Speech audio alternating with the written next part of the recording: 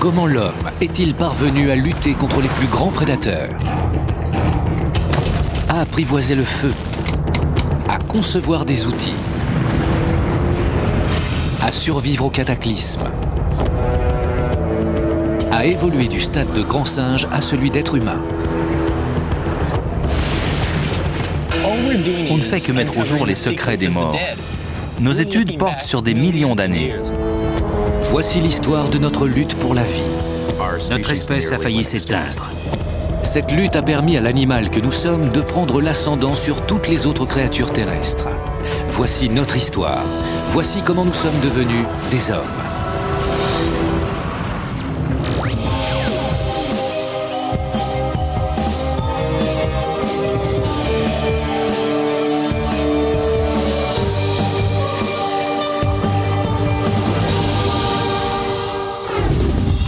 Cette recherche de nos origines nous mène en Afrique du Sud. C'est là que l'on espère découvrir les secrets de notre passé. Comment avons-nous développé notre langage et notre intelligence? Comment sommes-nous passés de l'état de bête à celui de l'homme?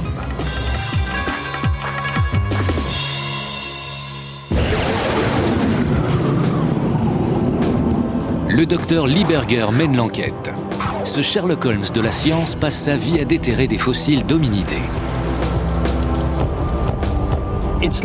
Il s'agit de rechercher nos ancêtres, pas ceux de n'importe quel animal. On apprend d'où on vient, ce qu'on est, ce qui fait de nous des hommes, des créatures à part dans le règne animal.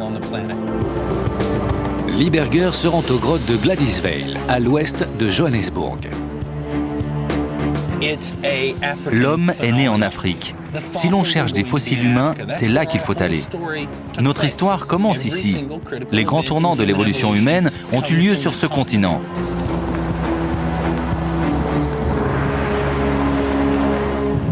En découvrant des restes humanoïdes dans des grottes sud-africaines, les paléo-anthropologues ont dévoilé certains détails de notre passé. Ces grottes retracent 3 millions d'années de notre histoire. Elles nous en apprennent beaucoup sur l'origine de notre cerveau, la domestication du feu, les premiers outils, jusqu'à l'apparition de l'homme moderne. Ce site est extraordinaire. Il n'y a qu'en Afrique du Sud qu'on en trouve de semblables.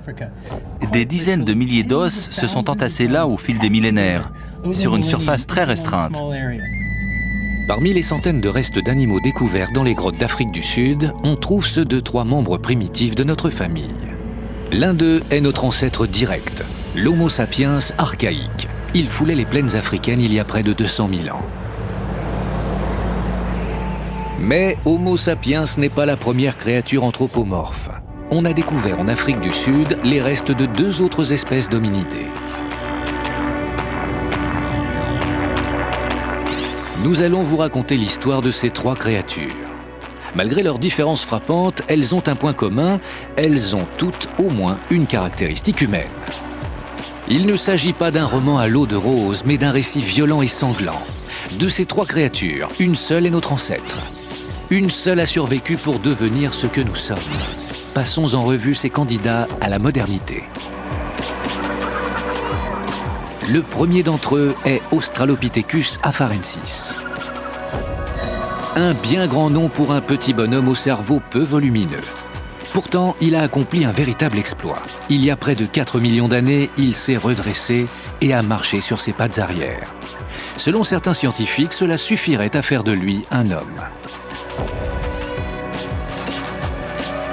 Le candidat suivant est Homo erectus, apparu il y a 1,8 million d'années. Malgré un petit cerveau équivalent aux 2/3 du nôtre, il a acquis des compétences typiquement humaines. Il fabrique des outils et maîtrise le feu. Mais a-t-il pour autant toutes les caractéristiques d'un homme moderne? La 3e espèce est l'Homo sapiens archaïque. Vivant il y a 200 000 ans, il nous ressemble trait pour trait et son cerveau est de la taille du nôtre. Mais son comportement est bien différent de celui d'un homme moderne. Station verticale, volume du cerveau, comportement, lequel de ces critères fait de nous des hommes? Et pourquoi seul l'un de ces 3 ancêtres a-t-il survécu pour devenir l'homme moderne? Notre enquête commence avec le plus vieux d'entre eux, l'Australopithèque. En quoi était-il différent des autres grands singes qui peuplaient l'Afrique il y a 4 millions d'années? Pour répondre à cette question, replongeons-nous dans les années 1970. Depuis des décennies, les paléontologues cherchent le chaînon manquant de l'évolution humaine. Un fossile de primate qui indiquerait quand l'homme a commencé à se distinguer du singe. Ce chaînon manquant, pense-t-il, est certainement un singe au cerveau anormalement volumineux. En Éthiopie, en 1974, les scientifiques découvrent un fossile étonnant. En étudiant la roche dans laquelle il est pris, ils estiment son âge à 3,2 millions d'années. Lorsqu'ils reconstituent son crâne, ils constatent que son cerveau est légèrement plus gros que celui d'un chimpanzé. Mais c'est le bassin de la créature qui les surprend le plus. Incroyablement similaire au nôtre, ce bassin est celui d'un animal qui se tient debout comme nous. C'est une véritable révélation. Certains singes et d'autres animaux se dressent parfois sur leurs pattes arrière, mais ils ne restent jamais longtemps dans cette position. Seuls les hommes marchent et vivent debout. On appelle cela la bipédie. La bipédie est la première caractéristique requise pour faire partie de notre famille.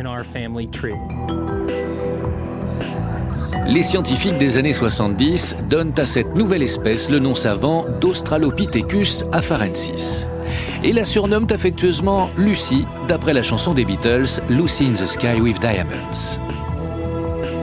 L'Australopithèque tient beaucoup du singe. Son cerveau est relativement petit et c'est son instinct qui dicte sa conduite plus que son intellect.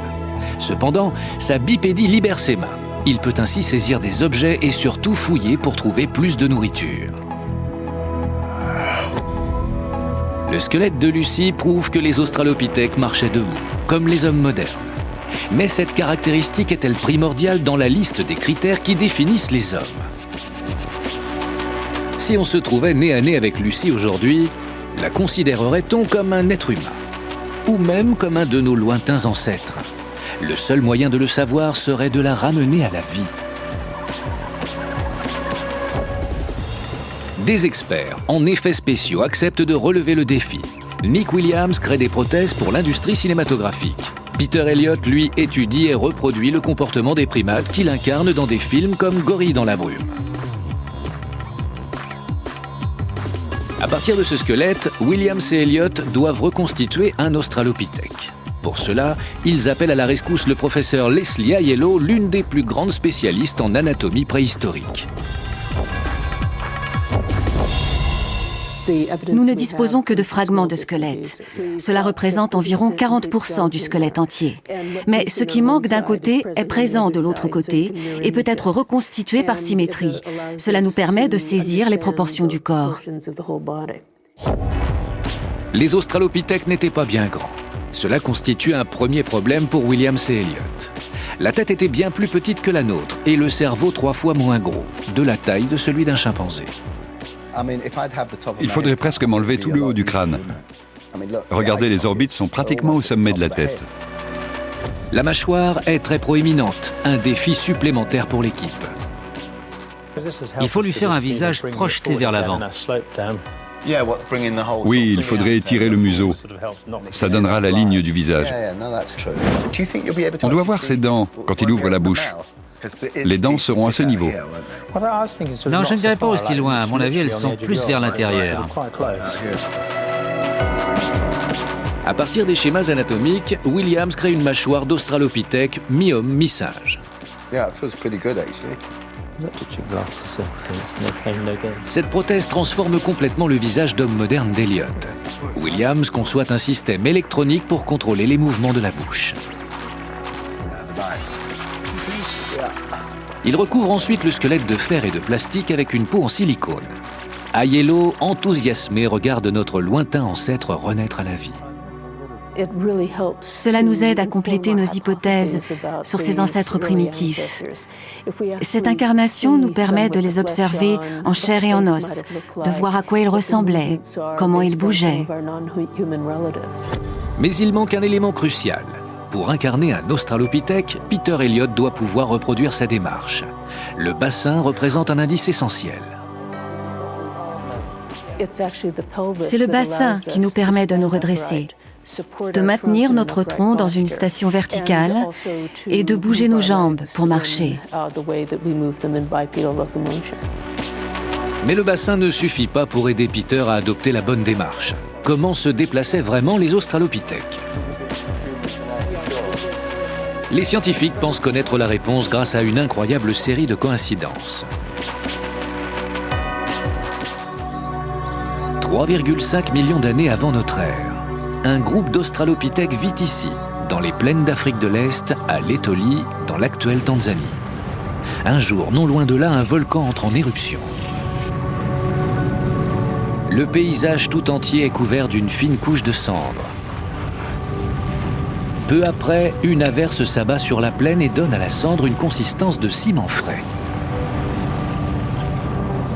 C'est alors que deux australopithèques, probablement un mâle et une femelle, traversent la plaine. Leur passage restera à jamais gravé. En marchant dans la cendre humide, ils y laissent leurs empreintes. On ne les découvrira qu'en 1976.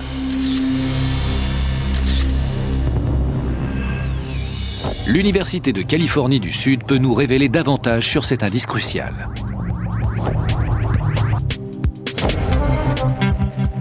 Le professeur Craig Stanford travaille sur le comportement des grands singes et sur les origines de l'homme.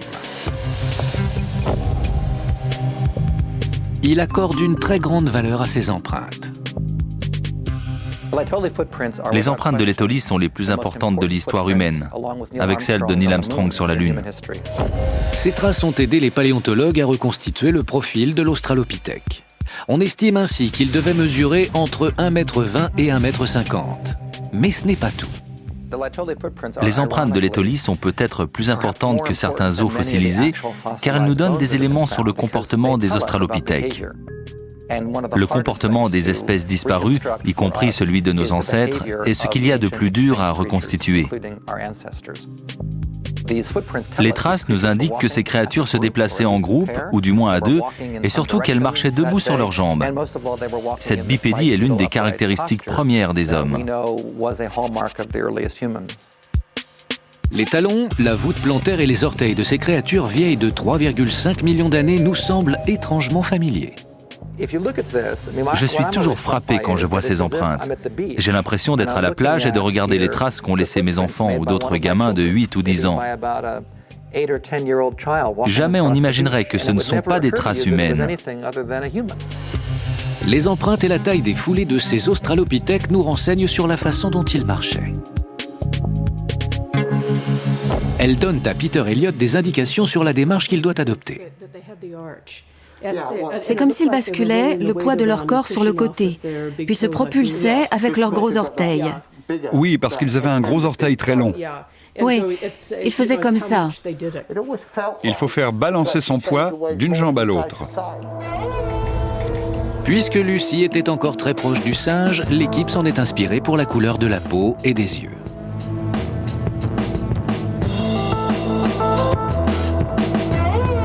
Il faut compter 3 heures pour transformer Peter Elliott en un spécimen scientifiquement plausible.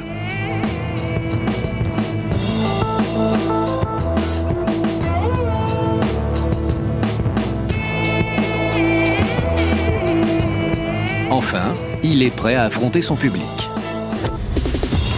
Comment réagirait-on si on croisait un homme singe de 4 millions d'années en plein centre-ville ? Quand les premiers hominidés ont-ils commencé à fabriquer des outils ? Que pensent les bouchers de ces couteaux vieux de 2 millions d'années ?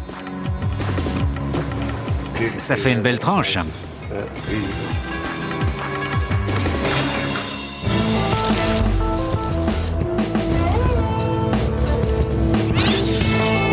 Ces 3 primates possèdent des caractéristiques humaines. Mais le plus ancien, Australopithecus afarensis, peut-il vraiment être considéré comme un homme ? Certes, il marche debout, mais cela suffit-il ?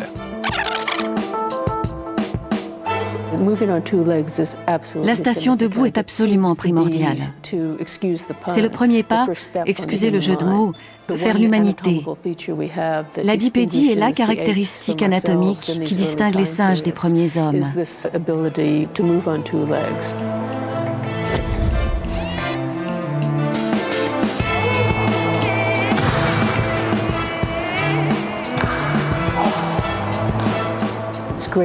On s'est beaucoup amusé à essayer de recréer un australopithèque à partir de données scientifiques. Il y a environ 4 millions d'années, l'australopithèque adopte la station debout. Ses mains agiles sont désormais libérées. Jusque-là, jamais un animal n'avait été aussi proche de l'homme. Mais quel est le degré d'humanité de Lucie? Les hommes et les femmes d'aujourd'hui se reconnaîtraient-ils un tant soit peu dans cet ancêtre disparu?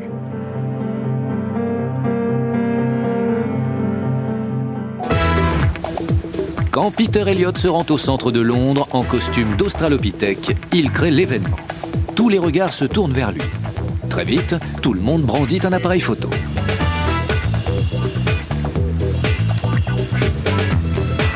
Mais veulent-ils une photo pour immortaliser le portrait d'un cousin oublié ou celui d'un animal échappé du zoo? Le considèrent-ils plus comme un homme ou comme un singe?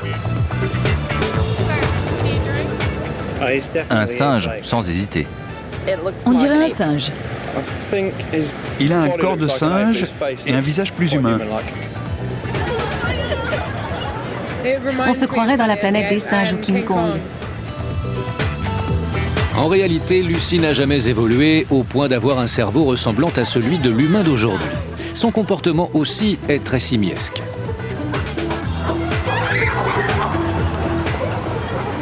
Il a un petit quelque chose d'humain, mais il ne ressemble pas à un homme.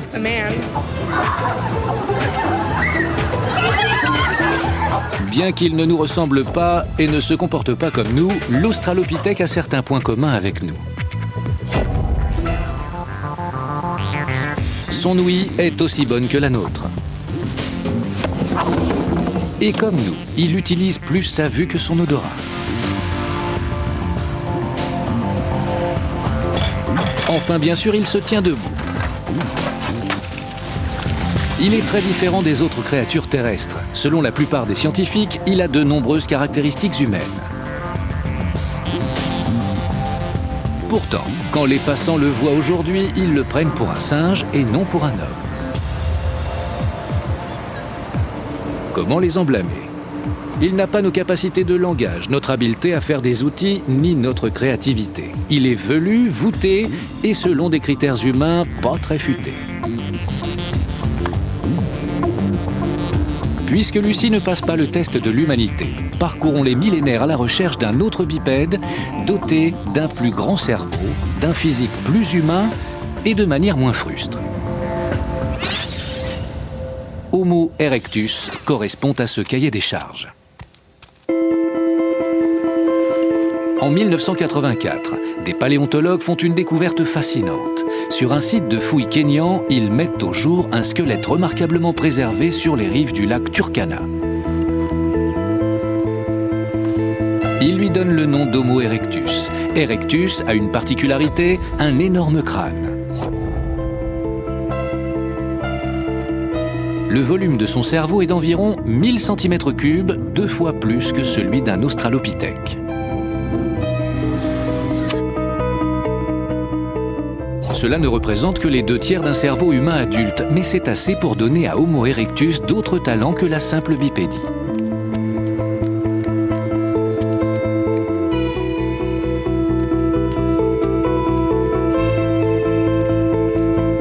Australopithecus afarensis s'est éteint depuis plus d'1 million d'années. Homo erectus mène une vie très différente. Et il s'en sort très bien. L'australopithèque a vécu pendant 1 million d'années. Homo erectus, lui, a foulé la Terre pendant plus de 2 millions d'années avant de s'éteindre. Cette longévité est 17 fois supérieure à ce que notre espèce a vécu jusque-là.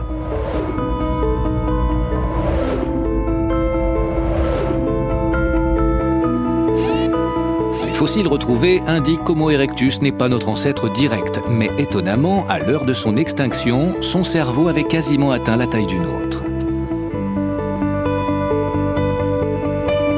Comment a-t-il développé un tel volume cérébral?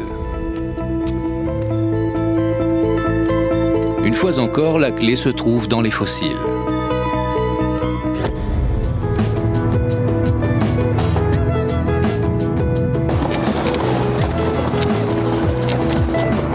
Le docteur Lieberger cherche des traces d'Homo erectus.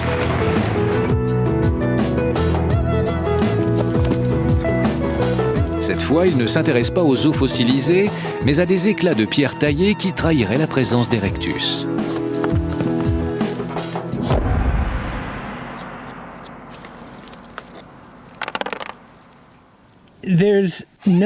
C'est merveilleux de découvrir un outil pour la première fois. C'est un moment remarquable. Ça donne un sens à tout ça. Ces outils fabriqués par Homo erectus sont à l'origine de toutes les inventions. Ainsi équipé, Erectus peut tailler la viande et donc changer de régime alimentaire.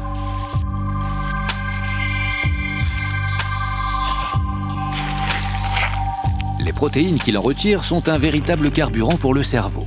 Au fil des millénaires, ce dernier évolue et grossit.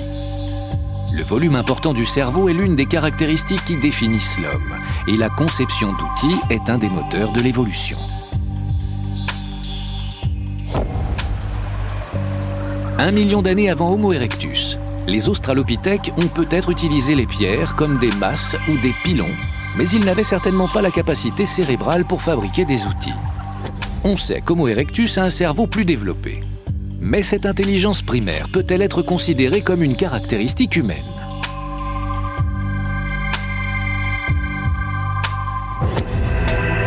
Le Stone Age Institute, dans l'Indiana, détient peut-être la réponse. Pour l'archéologue Nicholas Toth, le meilleur moyen de comprendre l'intelligence d'Homo erectus est d'étudier ses outils. Toth ne s'intéresse pas qu'aux outils eux-mêmes, mais aussi à leur fabrication. L'étude de la fabrication et de l'utilisation de ces outils nous permet de mieux comprendre l'évolution de nos ancêtres. Toth apprend à tailler des outils préhistoriques. Il peut ainsi se mettre dans la peau d'Homo erectus.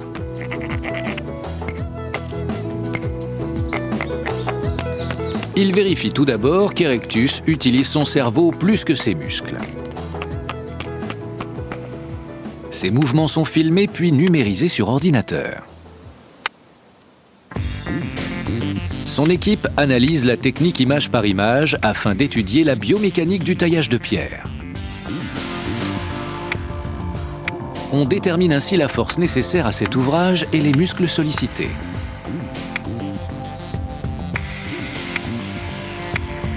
L'analyse par ordinateur révèle que la technique est basée sur une action minutieuse du poignet que seul un cerveau développé peut concevoir. C'est la preuve qu'Homo erectus a des capacités intellectuelles. En taillant les outils lui-même, Toth découvre ce que les fossiles ne peuvent nous dire. Le nombre de décisions qu'Homo erectus doit prendre avant chaque percussion, comme la force du coup ou l'angle d'impact. Et ce ne sont que quelques-uns des facteurs qu'Erectus doit considérer. Pour faire un outil de pierre sophistiqué, on prend des milliers de décisions. Je suis étonné que nos ancêtres en aient été capables. Cela nous en apprend beaucoup sur leur intelligence, sur l'évolution de l'intelligence et de la connaissance. Le professeur Toth sait maintenant qu'Homo erectus commençait à pouvoir résoudre certains problèmes. C'est une autre caractéristique du cerveau humain moderne. Mais ces outils étaient-ils vraiment efficaces? Pour le savoir, comparons-les à ceux que l'on utilise aujourd'hui.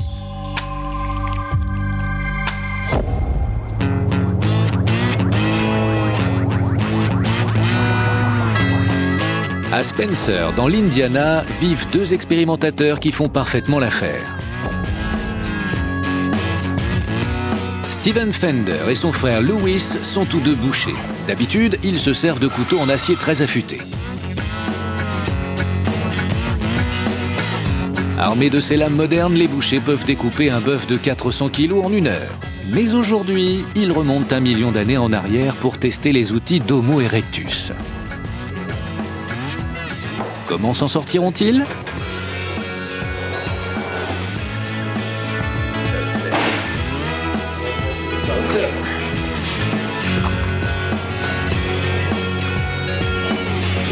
C'est la première fois qu'ils utilisent des outils de pierre et ils en concluent vite que les hommes préhistoriques devaient avoir une meilleure technique que la leur. Le tranchant de l'outil est presque aussi efficace qu'un couteau moderne. Ça fait de belles tranches. Mais les pierres dépourvues de manches semblent peu pratiques aux deux frères. Attention.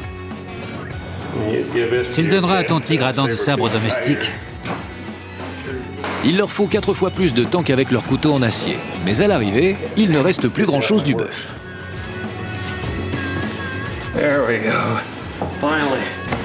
Verdict, Homo erectus fabriquait des outils efficaces.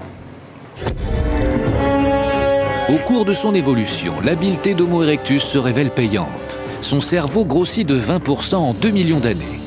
Malgré ses outils et son cerveau plus volumineux, il mène une lutte acharnée pour sa survie.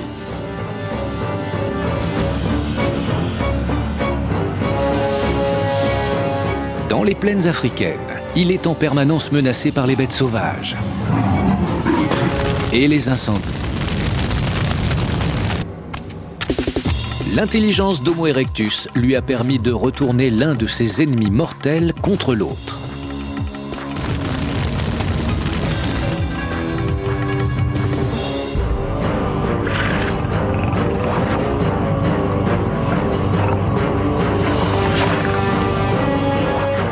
Il y a près de 2 millions d'années, Homo erectus possédait déjà un cerveau plus gros que celui de ses ancêtres et une intelligence plus développée. Mais cela suffit-il à le démarquer des autres animaux?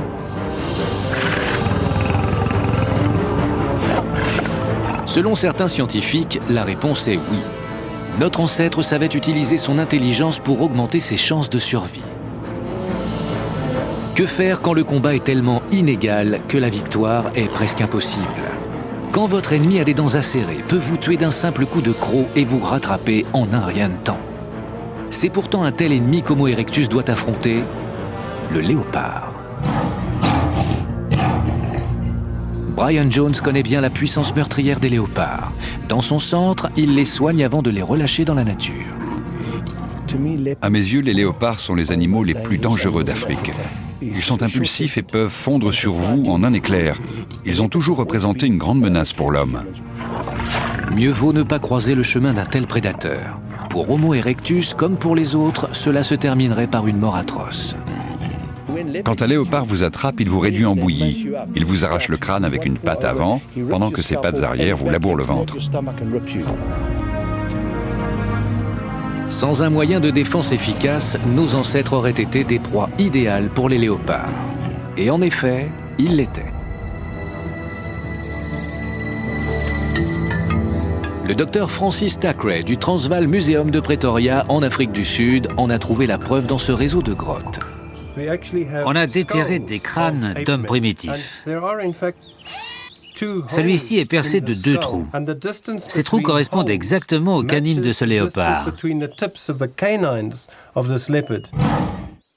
Comme des détectives sur une scène de crime, on en déduit que cet individu a été tué par un léopard. Ce proto-humain a connu une mort horrible entre les mâchoires du fauve. Si Homo erectus a appris à contrôler le feu, il peut utiliser les flammes contre ses ennemis. Mais est-on sûr qu'il en était capable? Thackeray pense en détenir la preuve. Il a la certitude qu'Erectus utilisait le feu dans la grotte, sûrement pour se chauffer et peut-être pour cuire les aliments.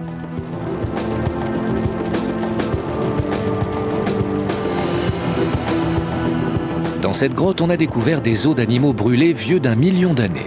Certains d'entre eux sont mouchetés de taches blanches. Cela signifie qu'ils ont été chauffés à de très fortes températures. Thackeray y voit des traces de proto-humanité et la preuve qu'Homo erectus commençait à maîtriser son environnement.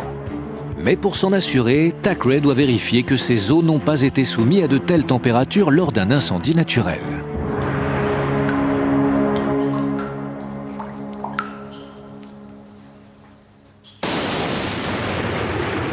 La foudre frappe la savane africaine. Le paysage s'enflamme. Les feux de brousse deviennent vite incontrôlables et prennent une ampleur gigantesque. Ces incendies devaient aussi se produire du temps d'Homo erectus. Se peut-il alors que les os calcinés trouvés dans la grotte aient été brûlés par un caprice de la nature plutôt que par la volonté humaine?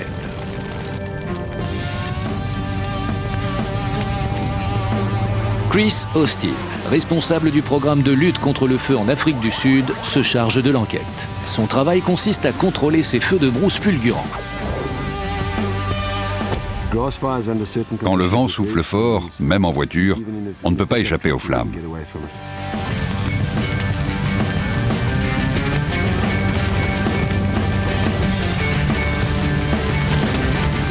Ces incendies sont assez rapides pour piéger un animal, mais sont-ils assez chauds pour créer des taches blanches sur les os?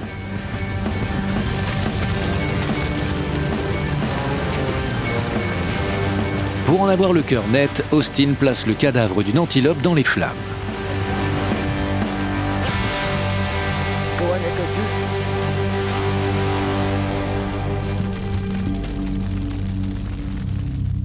Le lendemain, il revient voir la carcasse. Elle est bel et bien brûlée. Mais à quel point?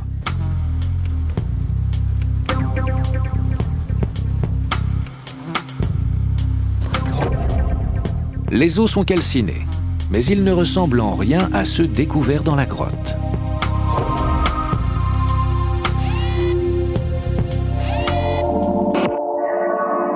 Les ossements préhistoriques ont été soumis à de telles températures qu'ils ont blanchi par endroits. De si fortes températures ne peuvent être atteintes que dans un feu stationnaire. La plupart de ces os n'ont pas été brûlés par un incendie naturel. Ils ont été placés dans un feu contrôlé à l'intérieur de la grotte. Pour Thackeray, Homo erectus n'avait pas les capacités intellectuelles pour allumer un feu. Mais il était en revanche certainement capable de prélever une brindille enflammée et d'entretenir le foyer. Cela a révolutionné son monde. La maîtrise du feu lui a permis de cuire sa nourriture, de se réchauffer et de mettre en fuite ses ennemis.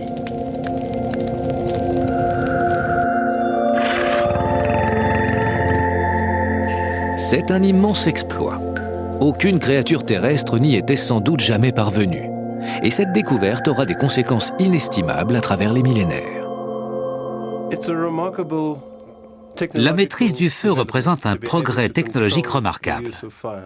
Sans elle, on ne pourrait pas faire décoller de fusée.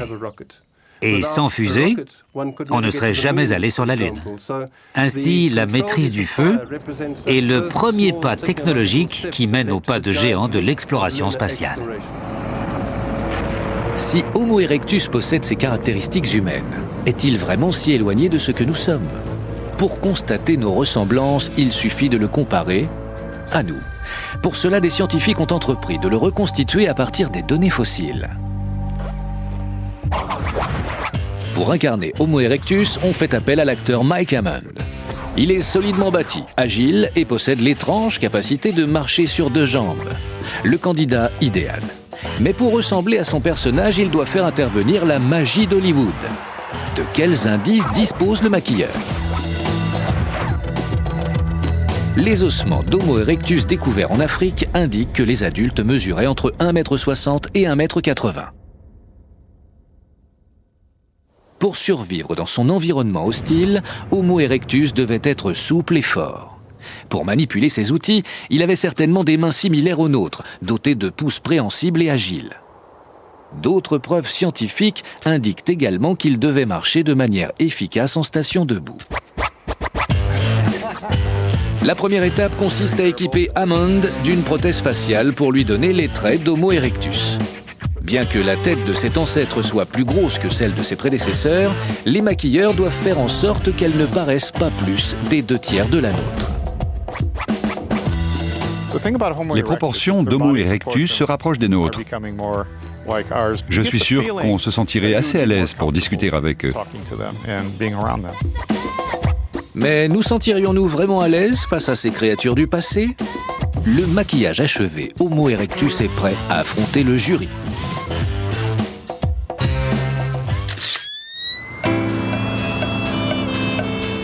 Dans les rues de Los Angeles, les passants lui trouveront-ils un air de singe ou le prendront-ils pour un doux dingue d'Hollywood? Il ressemble à un singe. En réalité, Homo erectus déambulait entièrement nu, mais par souci de décence, Hammond porte un pagne en fourrure. Même accoutré de la sorte, il n'attire pas le regard des passants. Mais nous sommes à Los Angeles. Son cerveau fortifié par la viande devait lui permettre de communiquer de façon rudimentaire, mais pas de s'exprimer avec des mots. Ça veut dire quoi? Au bout d'un moment, la situation s'arrange pour notre Homo erectus. Il a l'air humain, à cause de ses cheveux. Il est poilu.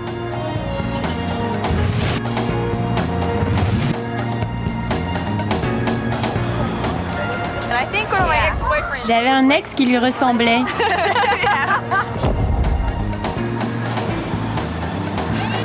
La lignée d'Homo erectus s'éteint il y a environ 50 000 ans. Il n'est pas notre ancêtre direct, pas plus que l'Australopithèque. Mais ses inventions sont restées. La capacité à fabriquer des outils et à maîtriser le feu nous caractérise encore aujourd'hui. Mais Homo erectus ne réunissait pas toutes les caractéristiques qui font de nous une espèce à part, un cerveau développé, la créativité et la capacité à résoudre des problèmes.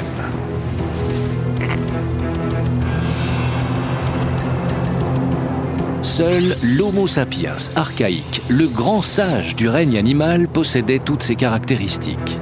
Mais l'appartenance à l'espèce Homo sapiens signifie-t-elle systématiquement que l'on a toutes les caractéristiques d'un homme d'aujourd'hui ? L'Homo sapiens primitif avait-il ce petit truc en plus qui fait toute notre humanité et notre ingéniosité prodigieuse ?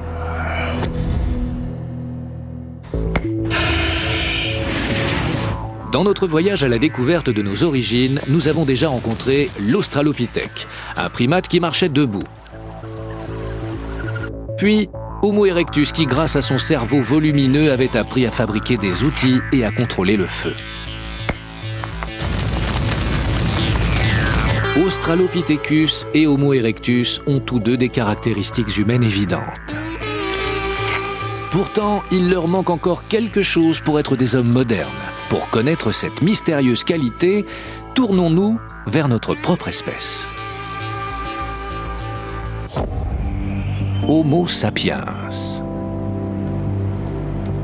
Ce nom latin nous donne un indice précieux. Il signifie l'homme qui sait, l'homme sage. L'une des caractéristiques de notre espèce est notre cerveau très volumineux. Il est plus gros que ceux de l'Australopithèque et d'Homo erectus réunis. C'est ce cerveau volumineux qui nous permet d'accomplir de petits prodiges.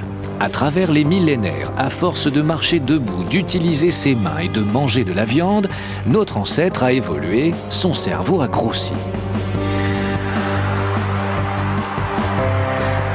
Et finalement, notre espèce est née.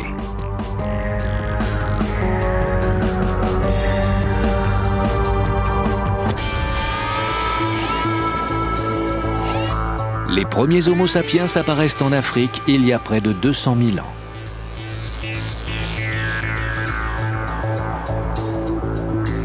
Ses proches cousins possèdent-ils toutes les caractéristiques de l'homme moderne ?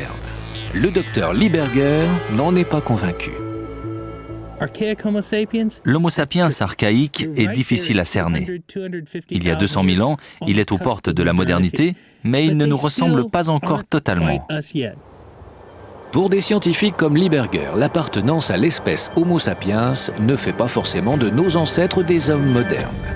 Mais alors, qu'est-ce qui nous distingue d'eux ?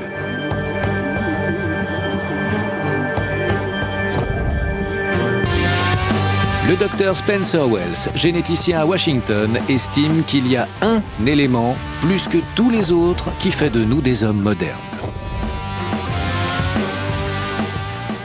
Pour moi, l'essence de l'humanité, c'est la créativité, la capacité à imaginer des choses qui n'existent pas encore et à les réaliser. Cela fait probablement intervenir le langage. Nous sommes notre cerveau. C'est le cerveau qui fait l'homme. C'est notre seul outil naturel. Il nous permet de nous adapter très vite d'un point de vue culturel. Mais notre espèce a-t-elle toujours été dotée de cette imagination créative ? Jusqu'à nos jours, on n'a jamais trouvé de preuve que l'Homo sapiens archaïque se soit montré créatif. Ses outils étaient primitifs. On n'a retrouvé aucune trace de peinture rupestre ou de poterie de son époque. Et son langage était certainement très rudimentaire. Ils étaient sur le chemin de l'humanité. Ils nous ressemblaient beaucoup, mais ils n'étaient pas ce que j'appellerais des êtres humains. Puis quelque chose s'est produit. Un vrai bouleversement. Il y a environ 60 000 ans, Homo sapiens a changé. Il a acquis la capacité de parler, de créer et de contrôler son environnement. On note un changement radical dans la confection des outils. On observe les balbutiements de l'art, la naissance de la créativité et peut-être du langage moderne. C'est un grand bond en avant, l'évolution d'un être culturellement très primitif en un homme moderne, semblable à ce que nous sommes aujourd'hui.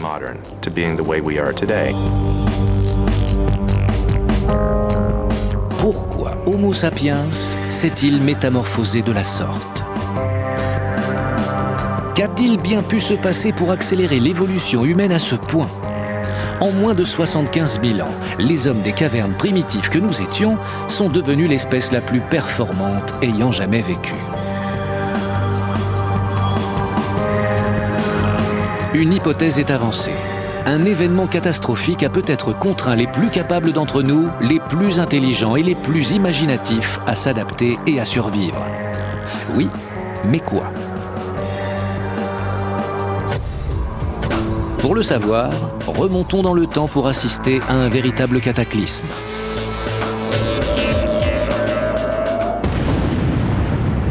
L'homme moderne est-il né d'un volcan qui a failli nous éradiquer ?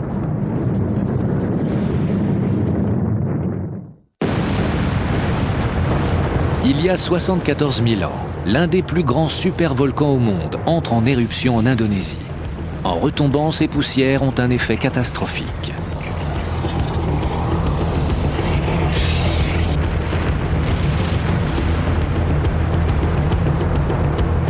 Durant les 1000 ans qui suivent l'éruption, le climat mondial change du tout au tout.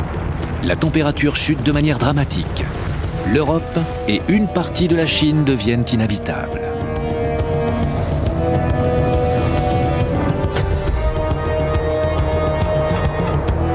Peu après, la Terre entre dans une ère glaciaire. L'Afrique ne s'est pas excessivement refroidie, mais le climat s'est asséché. On constate que la savane, qui constituait l'environnement des hommes de l'époque, s'est désertifiée. Les ressources en nourriture et en eau se sont raréfiées.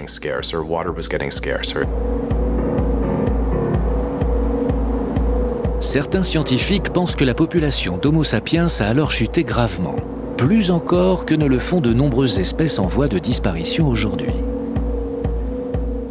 Selon les meilleures estimations, la population a dû tomber à quelques milliers d'individus, peut-être même à 1000 ou 2000.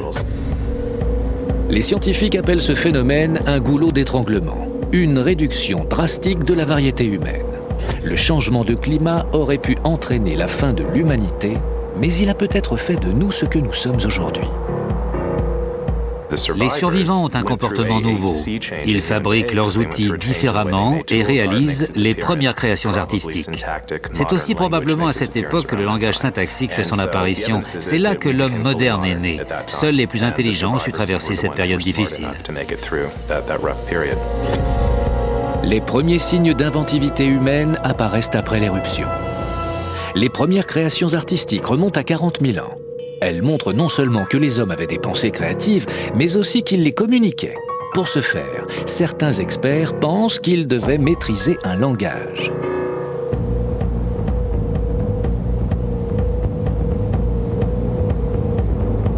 La découverte de sépultures laisse penser que ces hommes avaient un sens de la spiritualité et du symbole. Pour Wells, les rescapés du goulot d'étranglement sont les premiers hominidés à réunir toutes les qualités humaines. Oui, à mon avis, c'est là que l'on est vraiment devenu des hommes modernes. Il y a 50 à 60 000 ans, l'homme moderne est apparu. Il a subi une transformation étonnante. D'autres hominidés avaient déjà marché debout, fabriqué des outils et contrôlé le feu. Mais nos ancêtres directs ont fait un pas de géant et sont allés bien plus loin. Homo sapiens s'est mis à penser à voix haute, à anticiper l'avenir, à communiquer, et s'est élevé au-dessus des autres espèces vivantes. Il est devenu l'homme moderne. Quand et où cette transformation a-t-elle eu lieu? Pour tenter d'y répondre, Spencer Wells se tourne vers notre patrimoine génétique. Nous avons tous en nous un livre d'histoire inscrit dans le sang. Afin de lever le voile sur notre passé, Wells sillonne le monde à la recherche des communautés les plus isolées.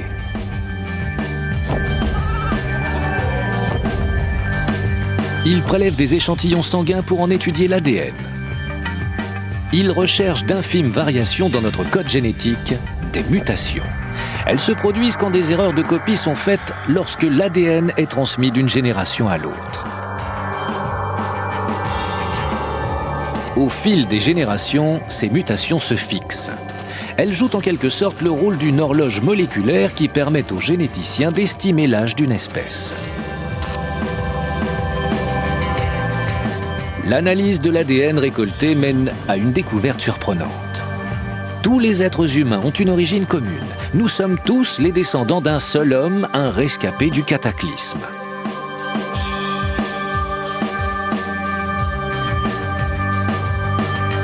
Cet homme vivait il y a environ 60 000 ans. Plus surprenant encore, la génétique nous permet de savoir à quoi notre ancêtre pouvait ressembler. À force de recueillir de l'ADN aux quatre coins du monde, les scientifiques pensent avoir trouvé la tribu la plus ancienne de l'histoire. Cette quête mène Wells en Afrique, le berceau de l'humanité. Il vient rencontrer le peuple San, les Bushmen du désert du Kalahari. L'ADN des San suggère qu'ils sont les descendants les plus directs des quelques milliers d'Homo sapiens qui ont survécu au cataclysme.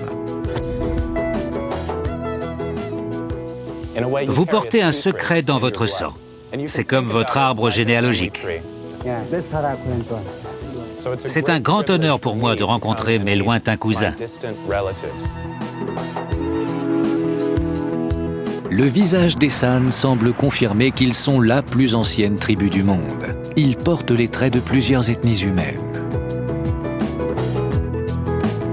Les pommettes hautes des Mongols, les yeux des Asiatiques, une peau plus ou moins foncée. Mais avant tout, leur visage est un vestige de ceux de nos ancêtres qui ont franchi le goulot d'étranglement, les tout premiers hommes modernes.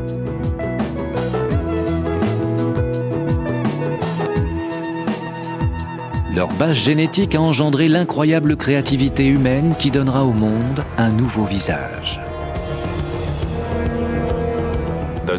Les 2000 personnes qui ont franchi le goulot d'étranglement, cette quasi-extinction de l'espèce, sont les premiers hommes modernes. Leur progéniture s'est répandue sur toute la planète. Les 6 milliards d'êtres humains qui peuplent aujourd'hui la Terre descendent tous de ces premiers hommes modernes. Notre espèce a évolué pendant plus de 4 millions d'années avant de devenir ce qu'elle est aujourd'hui.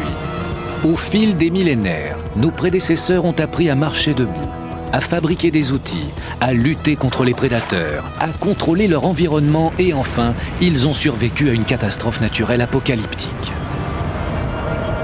L'éruption qui a failli rayer notre espèce de la carte a sans doute donné naissance aux hommes modernes que nous sommes. Elle a favorisé la créativité, dernière étape dans la course de relais de l'évolution humaine, et a fait de nous un être à part dans le règne animal.